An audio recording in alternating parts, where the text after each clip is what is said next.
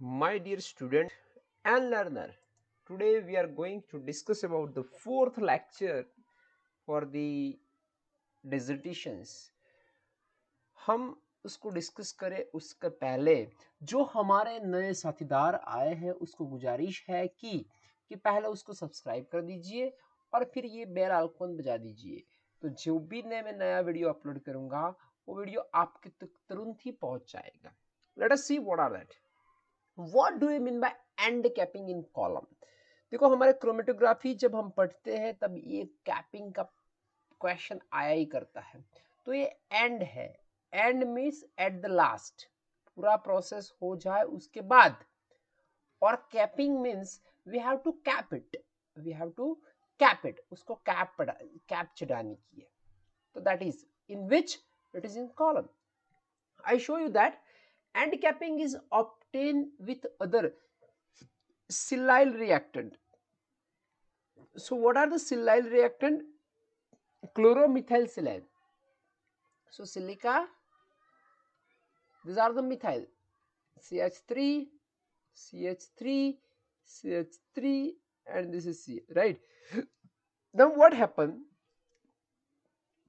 Normally if you see this R, this is a silica structure. Silica contain OH and with that उसके साथ हमारे पास क्या होता है, ये आर. आर क्या होता है, 18 की चेन. तो ये यहां से उसके साथ जुड़ जाएगा, तो ये यहाँ पे अच्छी तरह से ऐसा C18 कॉलम बन जाएगी, ये भी C18 कॉलम बन जाएगी. अब प्रॉब्लम होगी तो दिक्कत क्या आएगी? दिक्कत ये आती है कि ये जो OH है वो प्रोटेक्ट नहीं हो पाएगा क्योंकि इतना बड़ा ग्रुप यहाँ से एंटर नहीं हो पाएगा. तो उसके लिए हमें क्या करना होगा, तो यहाँ पे ऐसा एक कार्बन, देखो इसमें आपको मैं बता दूं कि ये दो चीज है. देखो एक ये चीज और एक दूसरी ये चीज, इसमें डिफरेंस क्या है? डिफरेंस यही है, यहाँ पे R है, यहाँ पे CH3 है. तो क्या होगा कि मिथाइल एक छोटा सा ग्रुप होकर चलेगा और वो उसमें घुस जाएगा और वी कैन इजीली प्रोटेक्ट. तो यहाँ पे जो प्रोसेस होने के बाद OH बाकी जो रहा है उसके ऊपर हम छोटे से कार्बन वाला चेन लगा देते हैं, उसको बोलते हैं एंड कैपिंग. Is it? ऐसा क्यों करते हैं? अगर सभी जगह पे C18 होगा तो हमें यूनिफॉर्म डिस्ट्रीब्यूशन मिलेगा. ये हो जाता है. अगर हम एंड कैपिंग नहीं करते तो क्या होता? अगर मैं उसको कैप नहीं करता तो ये एसिडिक प्रोटॉन हो जाएगा, और एसिडिक प्रोटॉन आपको भी पता है कि वो हाईली रिएक्टिव होता है.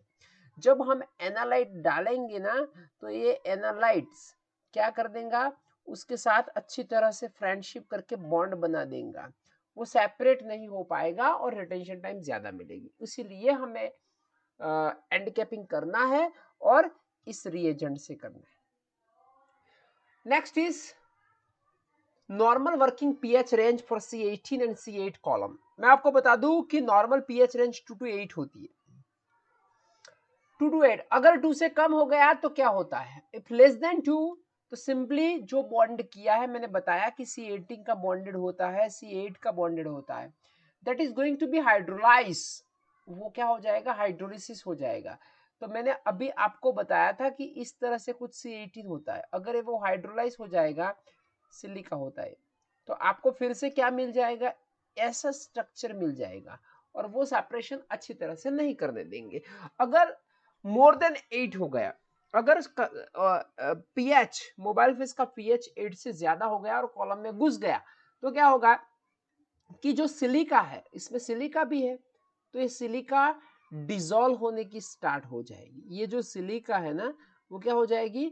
डिसॉल्व होने की स्टार्ट हो गई. एज द सिलिका डिसॉल्व होने की स्टार्ट हो जाएगी तो जो इंटरनल स्ट्रक्चर होगा वो सिलिका का इंटरनल स्ट्रक्चर डिस्टर्ब हो जाएगा और we are not getting a good backbone. देखते हैं आगे.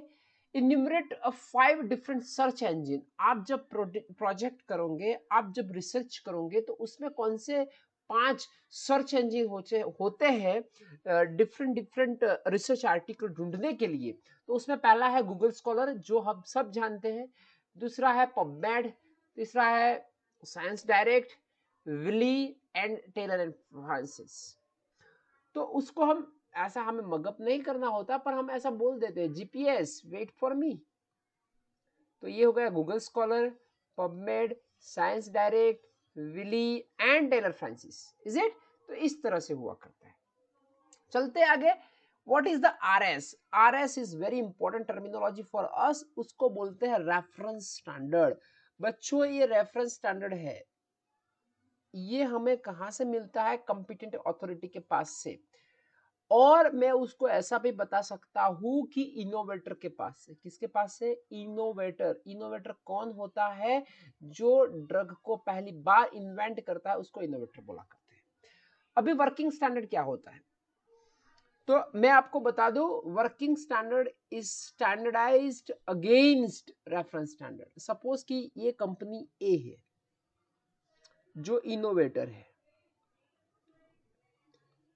तो वो क्या करेंगी? कंपनी बी है उसको रेफरेंस स्टैंडर्ड देगी।